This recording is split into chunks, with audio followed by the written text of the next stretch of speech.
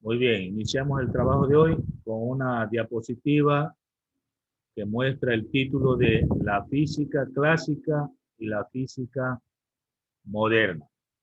Le vamos a pedir al señor, Mite Cruz Leandro, que nos lea la lámina. La física clásica y la física moderna. La física clásica o física newtoniana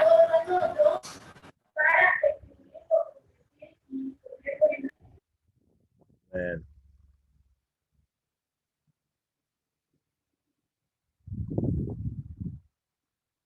Continúe, por favor. es una...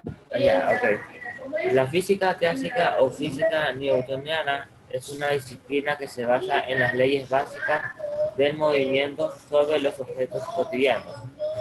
La física moderna nace en el siglo XX, con el nacimiento de la teoría general de la relatividad de Albert Einstein y de la mecánica cuántica conocida como la ciencia que estudia el comportamiento de las partículas a nivel atómico y subatómico.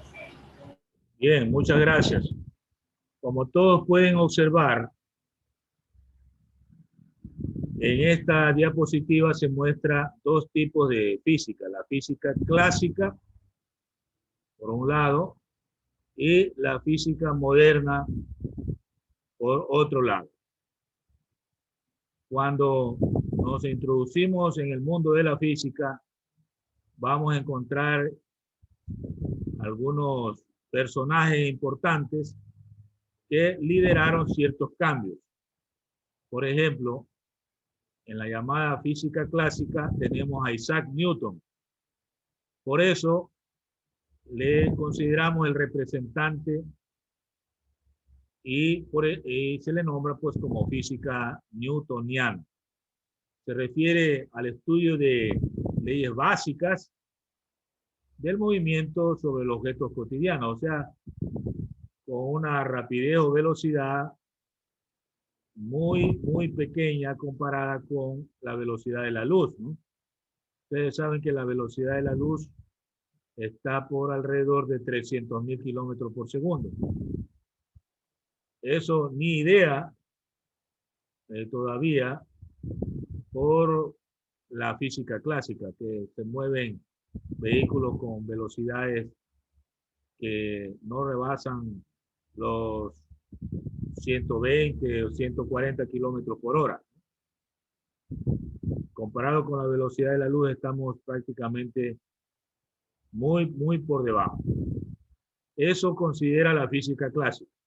En cambio, la física moderna, que aparece desde el inicio del siglo XX, con una figura de Albert Einstein como representante de esta física, por haber propuesto cambios muy sustanciales a nivel macro, porque estamos hablando de cambios que suceden en la masa de cuerpos cuando se viaja a la velocidad de la luz. De ahí que Albert Einstein tiene una fórmula pero muy reconocida, que transforma la masa de un cuerpo en energía totalmente. La famosa fórmula E igual mc cuadrado, que la vemos en la imagen. Significa energía igual a la masa por el cuadrado de la velocidad de la luz. Pero también en la física moderna tenemos otros exponentes como Max Planck, un alemán que estudió el mundo muy pequeño, micro, a nivel de partículas atómicas y subatómicas. Es decir, el opuesto a la teoría de la relatividad en un mundo que llamamos física cuántica. ¿Correcto? Comentarios al respecto. Veamos qué comentario nos da el señor Sellán Gabriel sobre esto de la física clásica y la física moderna. ¿Qué opinión tiene usted? La física clásica o física newtoniana es una disciplina que se basa en las leyes básicas del movimiento y Y mientras tanto, la física moderna nace del siglo XX con el nacimiento de la teoría general de la relatividad de Albert Einstein y de una mecánica cuántica. Bueno, básicamente es lo que tenemos en la diapositiva, pero la historia va a mostrar muchos cambios que es bueno que motivados busquen información. Por ejemplo, de la vida de Isaac Newton, de la vida de Albert Einstein. Ahí usted va a encontrar los cambios sustanciales que permitieron a la física dividirla en física clásica y física moderna. Es una invitación que le hago, ¿no? A ver, Gabriel Sellán, diga. Profe, dice mi compañera Erika Lee que si la puedes ingresar, que sí estaba en la clase, pero para cambiar de dispositivo. Allá. Erika, ¿qué me dijo? Erika Lee. Lee. Ya, allá es que se salió entonces. Ya voy a ver. Erika Lee.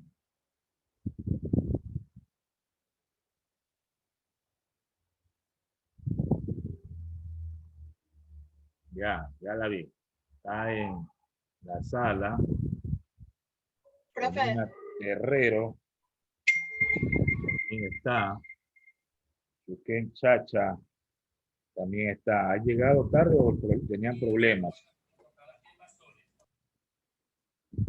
Ya. Entonces está Lee. Herrero. Y Chacha. 3 que ingresan. Bueno. Gracias. Vamos a la siguiente diapositiva. Tenemos las ramas de la física. A ver, ¿quién nos describe esa diapositiva? Calderón, Mía, quiero escucharle. Buenos días. Descríbame lo que ve. profesor, la verdad es que solo veo que hice ramas de la física. Recién se está aclarando la imagen. Allá, ¿tiene problemas entonces? Sí. Bien, Alarcón Carla. Buenos días. Descríbame lo que ve. Sí, profesor. Leo lo que aparece, ¿no? Hable un poco fuerte porque está muy bajito la voz acá. Ya, es un mapa que dice que despliega la física clásica y la física moderna. Claro, hay un mapa conceptual ahí, ¿verdad? Sí. Ya. Y tiene los dos tipos de física. En la física clásica están las leyes de Newton y las ecuaciones de Maxwell. Y en Bien. física moderna la física cuántica y la relatividad. Bien. ¿Qué más ve? En la física clásica también está lo que es la termodinámica, mecánica, acústica, óptica y electromagnetismo. Bien, Y ahora gracias. Bueno, Isaac Newton. ustedes notan ahí una foto de Isaac Newton. Recuerden que era el representante de qué física. A ver, Isaac Newton era el representante de la física clásica. Física clásica. Camacho. Ya, está llegando por problemas de internet. Bien, entonces decía que Isaac Newton es el representante de la física clásica. Claro, no es el único, pero se lo considera el máximo exponente, ¿no? Por su aporte a la ciencia y en especial a la física.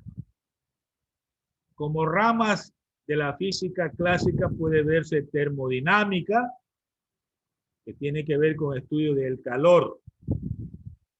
Mecánica, que tiene que ver con movimiento. Acústica, relacionado con sonido. Óptica, con el estudio de la luz y sus aplicaciones.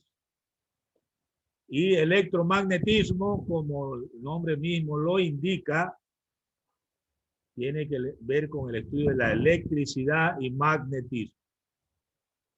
Eso en la parte de la física clásica. Pues en la física cuántica ya lo hablamos de la parte de microfísica y la relatividad con la parte de macrofísica.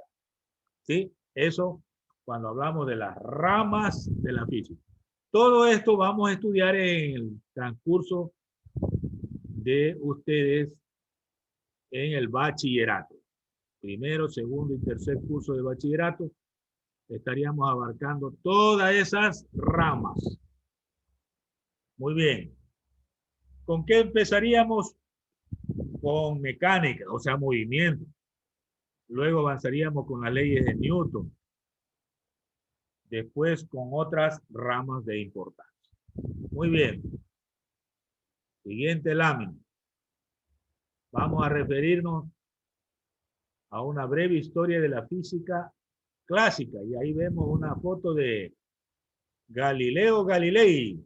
Fue uno de los famosos que nos invitó a hacer experimentos. Es el padre de la experimentación. Vamos a hacer leer la lámina a Agurto Fátima. Buenos días, escucho su voz. Lea.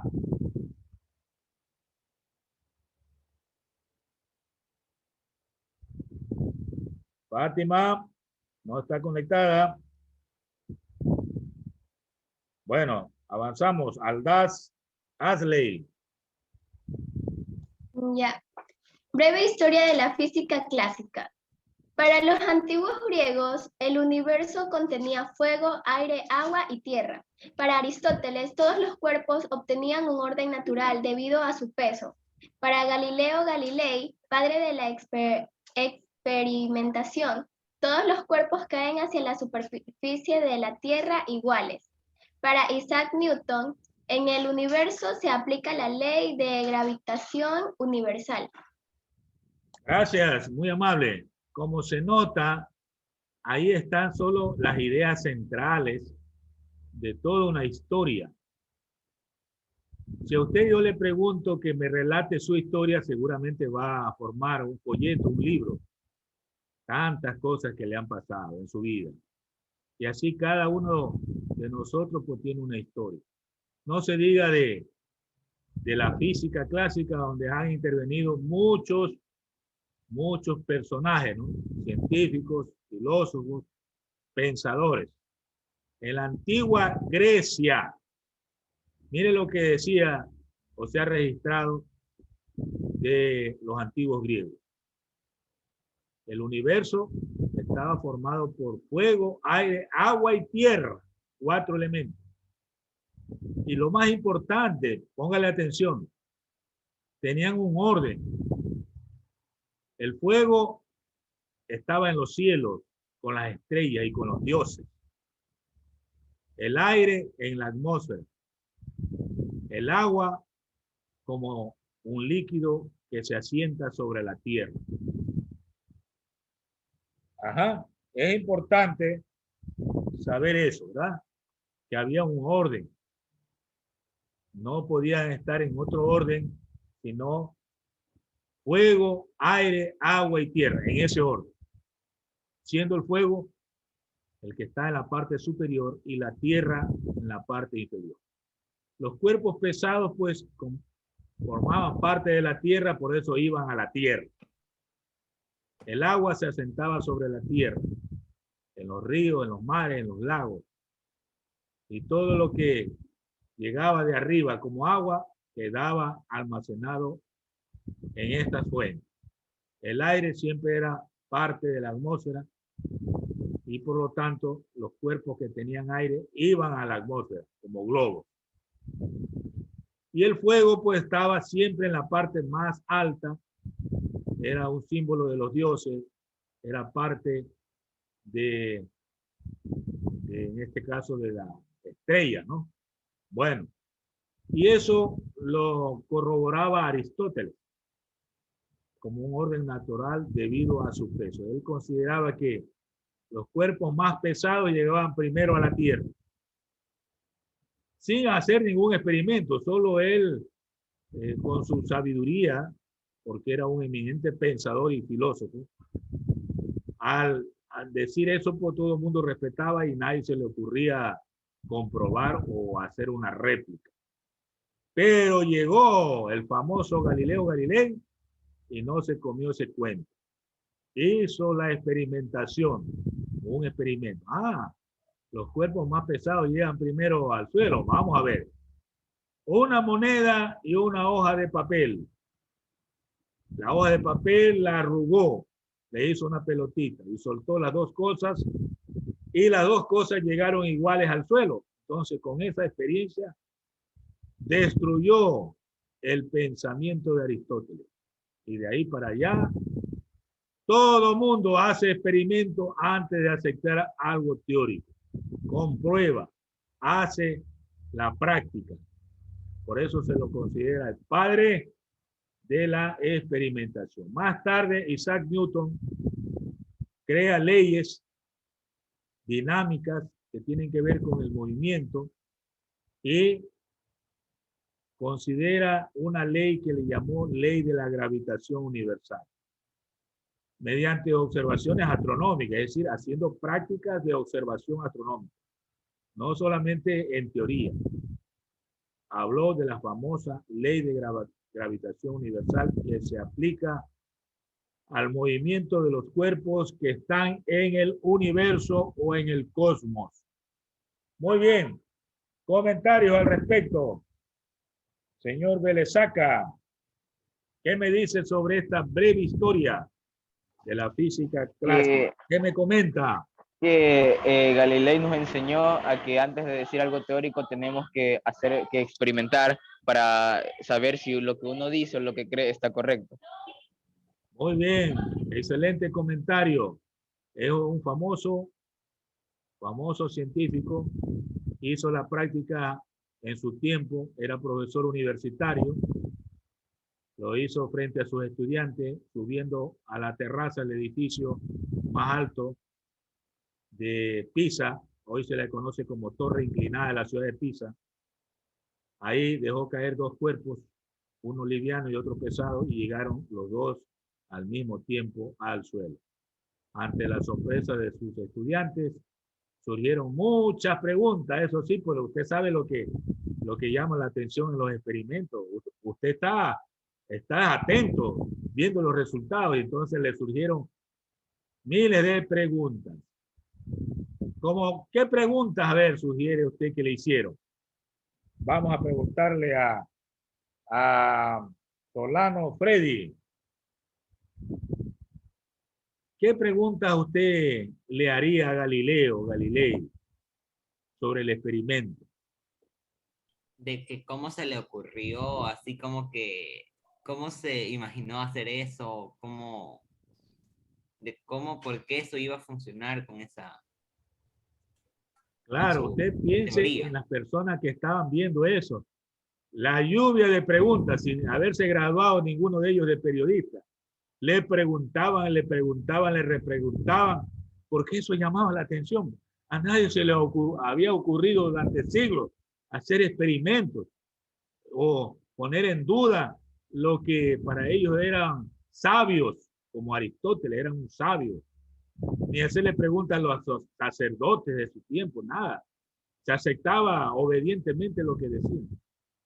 Le surgieron preguntas claves, como por ejemplo, pero si el papel usted no lo arrugaba, ¿qué pasaba? Y él respondió, claro, si el papel está extendido sin arrugar, ahí va a influir el aire. Pero todavía no tengo la máquina para hacer desaparecer el aire. En el vacío, él respondió, el papel abierto y la piedra caerían igual. Claro, en su tiempo todavía no había la bomba para hacer al vacío. Pero cuando ya se descubrió, después de la muerte de Galileo, la máquina para hacer el vacío, se comprobó que dentro de un tubo, si se saca el aire, una pluma, un papel dejado caer conjuntamente con una piedra, los dos llegaban igual. Es decir, Galileo Galilei tuvo la respuesta sin haber podido demostrar porque no tenía el aparato para hacer al vacío.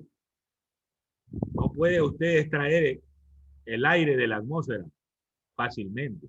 Eso es mediante una máquina, una bomba, que más tarde se descubrió. Sin embargo, él ya predijo lo que ocurría. Si usted hace el experimento en el vacío, el aire ya no existe y por lo tanto el papel abierto y la piedra van a caer igual.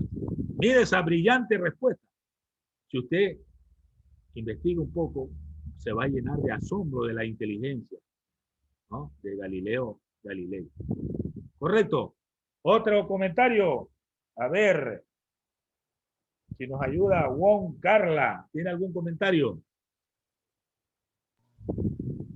Pues el comentario es que me parece muy interesante, como antes nadie cuestionaba lo que se les decía, y como Galileo Galilei fue el primero que tuvo el valor para experimentar y desafiar las reglas que ponían antes de que tiene que ser así. Claro, es que esos hombres ya no existen porque sean valerosos, que se arriesguen. Él tuvo esa valentía porque a los que iban contra un orden sacerdotal, ¿no?, contrario a lo que los filósofos de ese tiempo se decía, era pena de muerte, ¿no?, porque le consideraban brujo, ¿no? Y los que practicaban hechicería o brujería en ese tiempo, los quemaban, los ahorcaban, los sentenciaban a pena perpetua en la cárcel. Es decir, había esas sanciones muy fuertes, perdían la vida. Pero él fue muy valiente. Hay que investigar un poco la vida, a ver cómo fue que murió y cómo se sacó después el cuerpo, porque de acusarlo, lo acusaron de brujo, de hechicero, ¿no?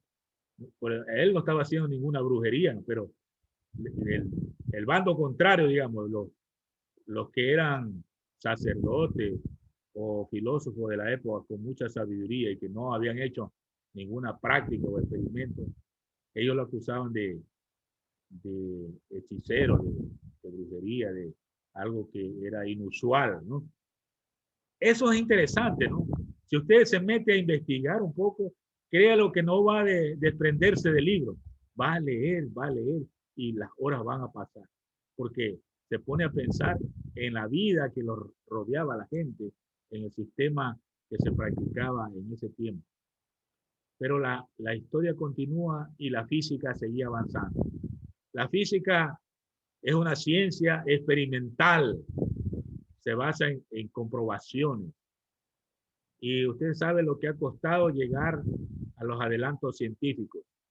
Por eso muchas corrientes políticas hablan de que la ciencia estuviera más avanzada, sostienen ellos, si no hubiera esa restricción, ¿no?, de que es algo malo cuando usted practica cosas en laboratorio y ahí salen los defensores, ¿no?, de la Biblia, de la religión.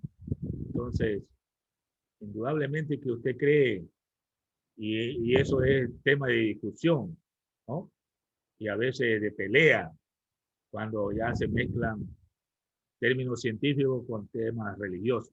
Hasta ahora, ¿no?, son temas que son candentes y no pueden explicarse en ninguna de las dos secciones, ni por la banda de la religión ni por la banda de la ciencia. Pero la ciencia sigue avanzando, continúa evolucionando, ¿no?, continúa haciendo cosas que nos sorprenden. Hoy día, por ejemplo, la tecnología ha avanzado tanto que hasta nos sorprende cómo ya podemos ver la imagen en una llamada o la videollamada de un continente a otro.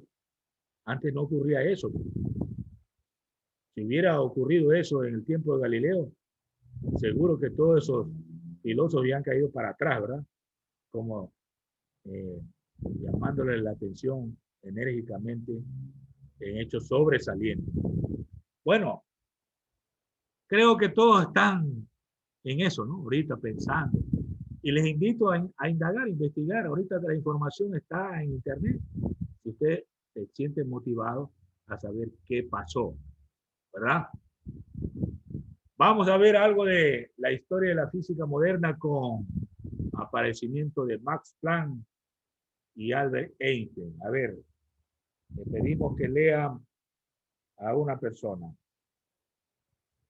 A ver, tenemos por acá a Garófalo Ashley. Haga el favor de leer. Breve historia de la física moderna. La física moderna, también llamada física cuántica, es una disciplina académica que nace a partir del nacimiento de dos teorías. La teoría cuántica en 1900 con Max Planck y la teoría de la relatividad en 1905 con Albert Einstein. La primera a nivel micro y la segunda a nivel macro. Bien, lo que decía, ¿verdad? Ahí tenemos una foto de este científico, Albert Einstein. ¿Cuántos quisiéramos tener ese cerebro brillante, ¿no? De Albert Einstein? Es el representante de esta física moderna, ¿no? Por su espectacular descubrimiento a nivel macro, porque él ya se fue a una teoría, ¿no?, de renombre internacional, la teoría de la relatividad.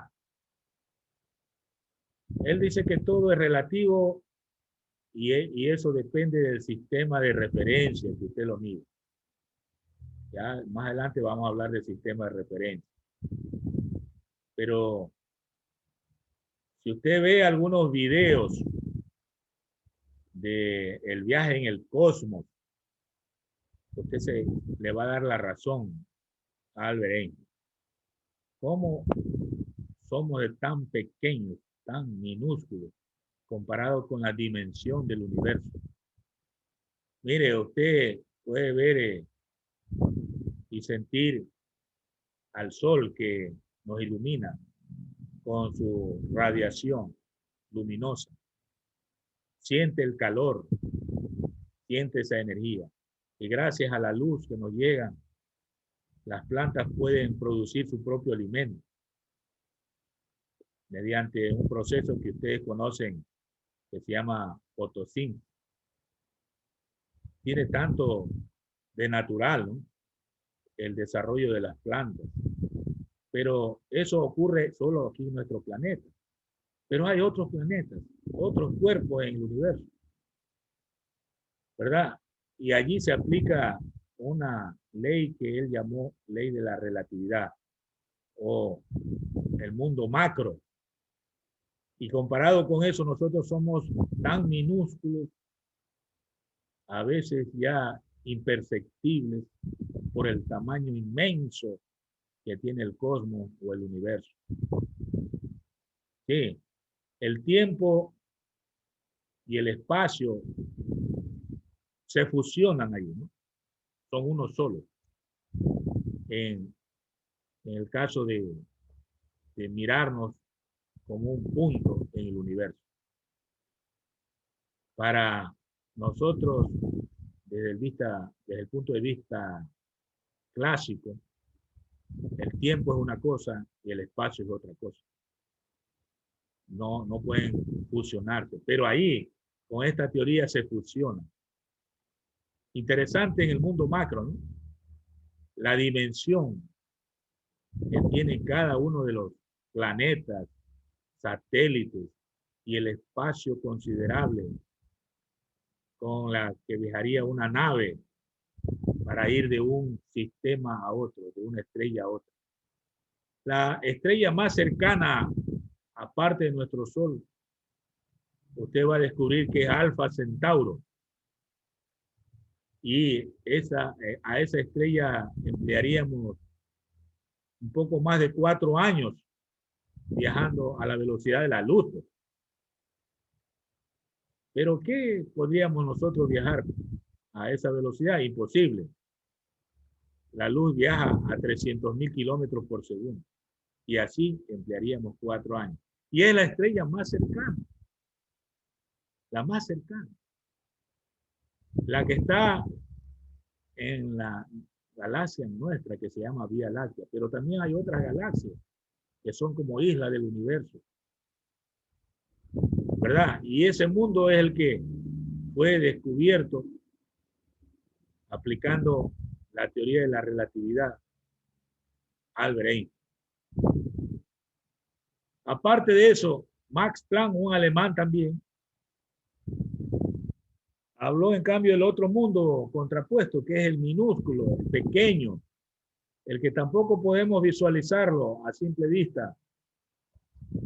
Es el mundo microscópico, a nivel atómico y subatómico. Hay partículas que generan energía también, se mueven como sistemas planetarios minúsculos, están en movimiento al interior de la materia. Ese mundo es el que estudia la física moderna, el micro y el macro, la microfísica y la macrofísica. La macro se refiere a la astrofísica, ¿no? Al mundo del cosmos. Para eso hay videos. Métanse a ver cuando tenga tiempo una de esos filmes que tiene la oportunidad el internet de hacerlo público, ¿verdad? De los descubrimientos científicos de Albert Einstein y de Max Planck. Bueno, comentarios. Vamos a ver. Tenemos amarilla. Joseph. ¿Algún comentario de esta física moderna? ¿Qué le llama la atención? Te escucho.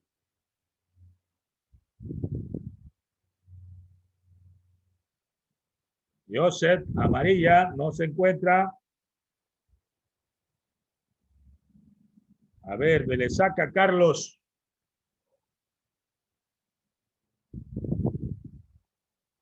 Carlos Velesaca. Dígame, profe. Dígame, ¿algún comentario que le llamó la atención? De cómo se ha cambiado, se han modernizado las creencias y la aplicación de la física en estos últimos años. De la física, la que usted explicó de Galileo Galilei, a la de Albert Einstein. Ya hubo una diferencia considerable de cómo se implementaban. Y eso me pareció muy interesante. Sí, es interesante realmente. Pero toda esta parte de la física la vamos a ver rápidamente ya a nivel de tercero bachillerato, en donde tienen conocimiento un poco más de este principio, ¿no?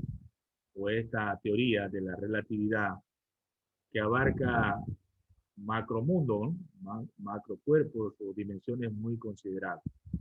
Aunque en la física clásica pues vamos a ver algo de Newton que también se aplica al universo como la ley de la gravitación universal. Pero Albert Einstein fue más allá, ¿no?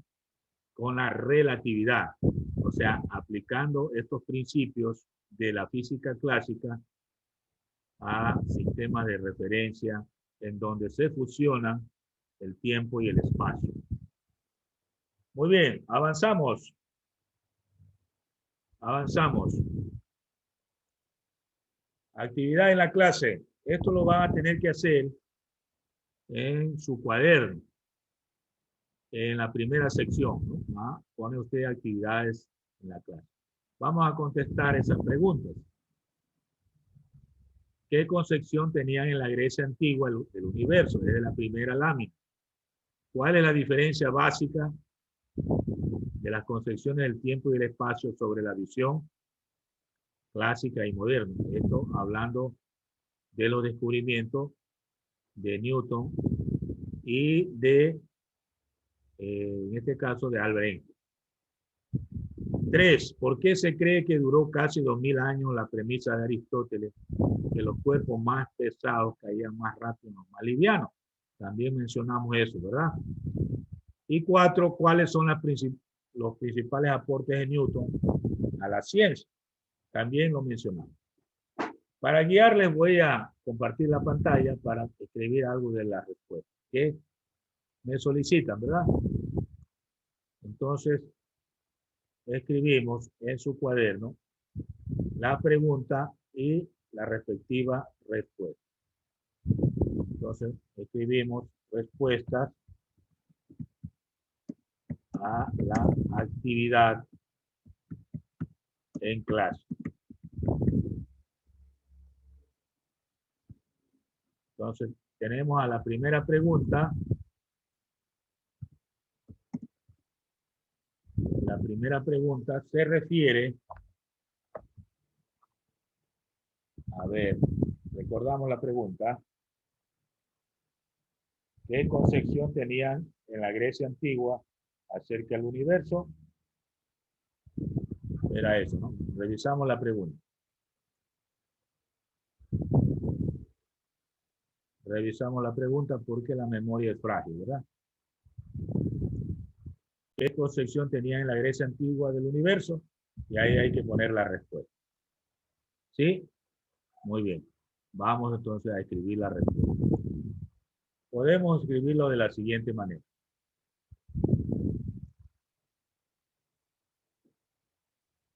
Vamos a redactar. El universo estaba formado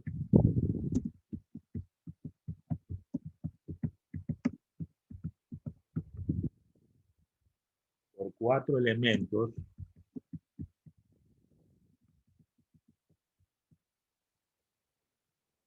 que formaban el cosmos.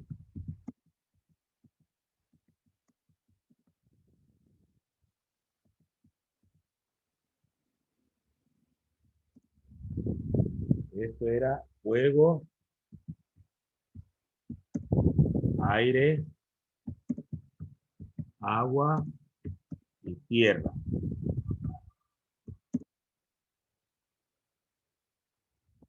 Y eso lo vimos en una lámina. Abajo estaba la tierra.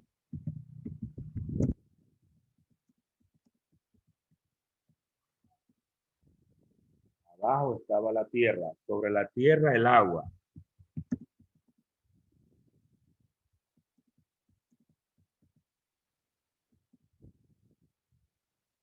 Sobre el agua el aire.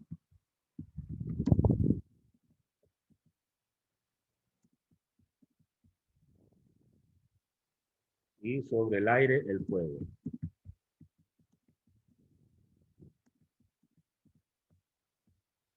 Bueno, ahí tengo la respuesta a la primera pregunta. Bien, vamos a la segunda pregunta. A ver.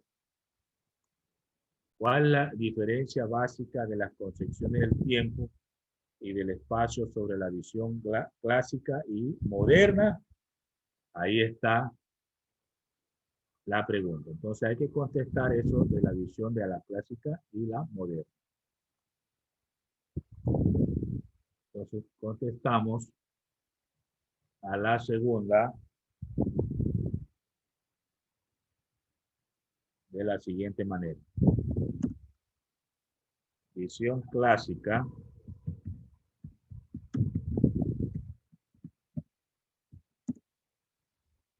el tiempo y el espacio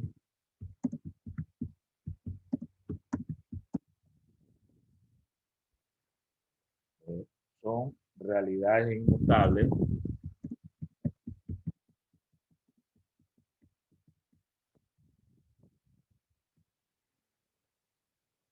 e independientes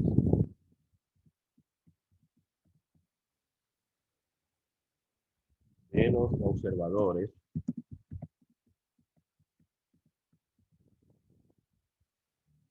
de cualquier objeto.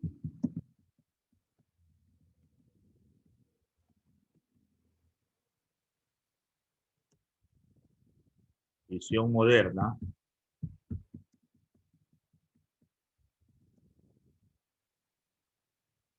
unifica el tiempo y el espacio.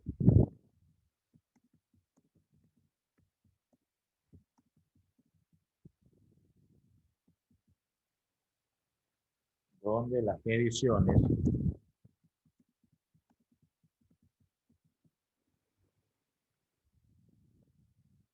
de un mismo acontecimiento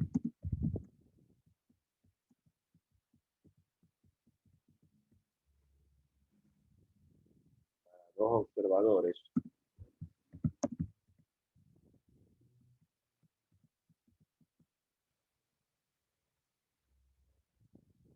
que se mueven a grandes velocidades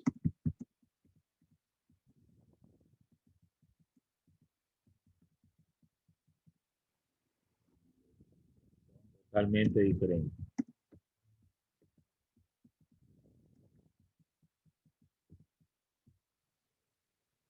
Aquí hablamos de velocidades comparables con la velocidad de la luz, ¿no? Es la idea. Bueno, ahí tengo yo una segunda respuesta. Ay, qué pena, ya se termina el tiempo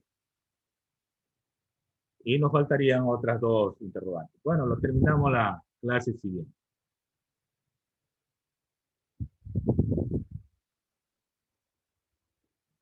Sí, nos toca ver qué pasó hasta antes de Galileo, por qué se aceptaba eso, ¿no? Y las leyes de Newton, que eran las siguientes preguntas. Bueno, por el tiempo dejamos por ahí.